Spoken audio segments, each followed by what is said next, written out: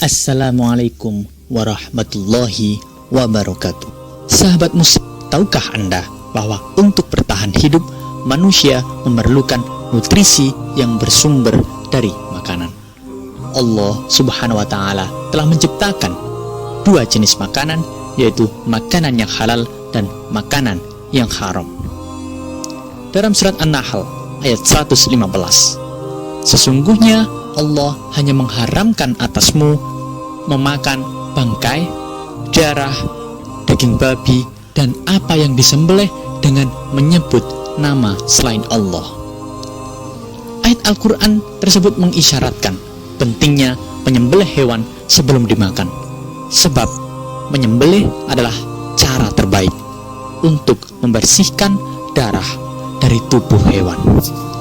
Mengutip Bintoro tahun 2006, tidak adanya proses penyembelihan menyebabkan masih banyak darah yang memenuhi otot sehingga bisa menjadi media pertumbuhan bagi mikroorganisme yang dapat membahayakan manusia. Kita pun dapat membedakan antara daging yang disembelih dan daging yang tidak disembelih. Warna daging hewan yang tidak disembelih lebih cenderung kebiru-biruan akibat adanya penyumbatan darah pada jaringan-jaringannya. Selang 3 jam, daging yang tidak disembelih akan mengeras. Dalam kondisi ini, bakteri-bakteri seperti E. coli dan Mercurial protus akan menyerang daging tersebut. Bakteri-bakteri ini akan berkembang sangat cepat dan menimbulkan bau yang tidak sedap serta beracun. Kemudian, daging akan mengembung akibat gas-gas yang timbul dari pembusukan. Bakteri yang dapat membinasakan hewan ini bisa berpindah dari hewan kepada tubuh manusia. Hasil penelitian yang dilakukan oleh Greb pada tahun 2005 menyebutkan bahwa beberapa negara 10% dari 1,4 juta kejadian keracunan per tahun disebabkan oleh salmonellosis yang bersumber dari daging yang tidak disembelih. Salmonella dapat menyebabkan demam tiroid, yaitu ditandai dengan demam yang berlangsung secara lama dan disertai peradangan yang dapat merusak organ hati dan usus. Proses fagositosis dalam tubuh telah berhenti. Sel darah putih leukosit yang biasanya berfungsi mencegah penyebaran mikroba patogen menjadi tidak bisa menjalankan fungsinya lagi, sehingga mikroba dapat dengan mudah memperbanyak diri dan berkembang dengan cepat dalam tubuh hewan. Petunjuk Nabi Muhammad Shallallahu Alaihi Wasallam agar kita menyembelih hewan yang akan dimakan, yaitu dengan memotong urat nadi utama di leher tanpa memutus kepalanya.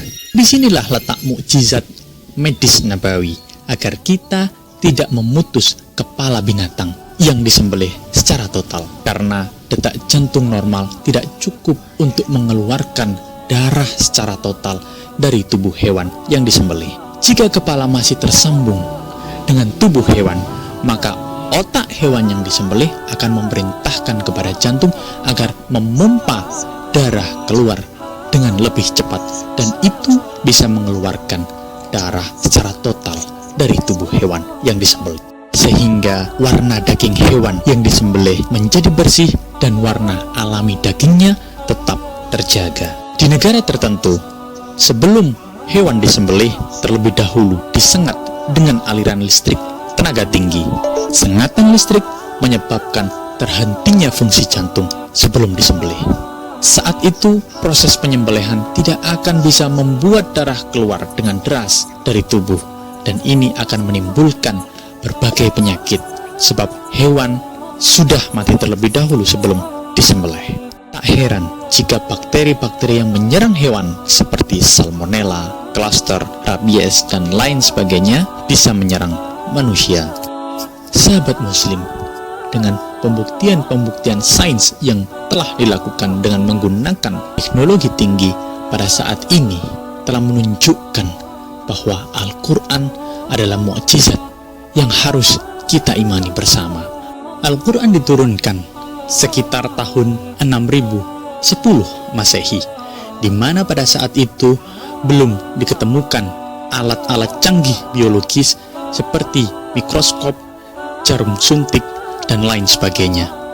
Namun, Al-Quran telah menunjukkan bagaimana cara hidup yang baik agar kita terhindar dari kerugian. Ini adalah merupakan pelajaran yang dapat kita ambil dari satu potong ayat yang ada di dalam Al-Quran. Masih banyak ayat-ayat lain, bahkan surat-surat lain yang ada di dalam Al-Quran yang wajib untuk kita pelajari agar kita tergolong sebagai orang-orang yang beruntung. Inilah Al-Quran, tidak ada keraguan di dalamnya, petunjuk bagi orang-orang yang beriman.